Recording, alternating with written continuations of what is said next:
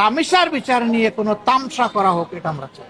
এখন দানাই পানাই করার জন্য আরো কার নাম বলতে পারে, বিচারকে দীর্ঘসূত্রে করার জন্য নাম বলতে পারে, এটি একটা চক্রান্ত। শুধু রামেশার জন্য না, এই দেশের প্রত্যেকটি মেয়ের হয়ে আমি দাঁড়াবো ইনশাআল্লাহ।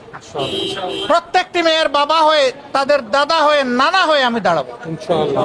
এখানে অন্য কোনো আলামতের প্রয়োজন নেই, আলামত একদম স্পষ্ট। সে এবং তার স্ত্রী এখান থেকে কোনোভাবেই রক্ষা পেতে পারে না। এই দুইজনকেই বিচারের আওতায় আনতে হবে।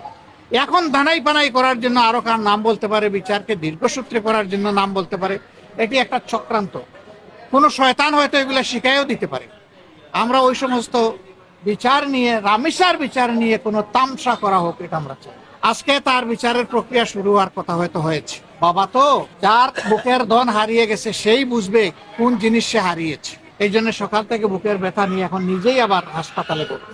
আমরা তো চেয়েছিলাম বাসায় যেতে, কিন্তু যখন খবর পেলাম যে তিনি হাসপাতালেই ভর্তি, তখন চিন্তা করলাম যে অন্তত তাকে দেখে যাই, সান্ত্বনাটুকু দিয়ে যাই, জানিয়ে যাই যে সারা দেশবাসী, সারা জাতি, বাংলাদেশে এবং বাংলাদেশের বাইরে সবাই আপনাদের জন্য দোয়া করছে।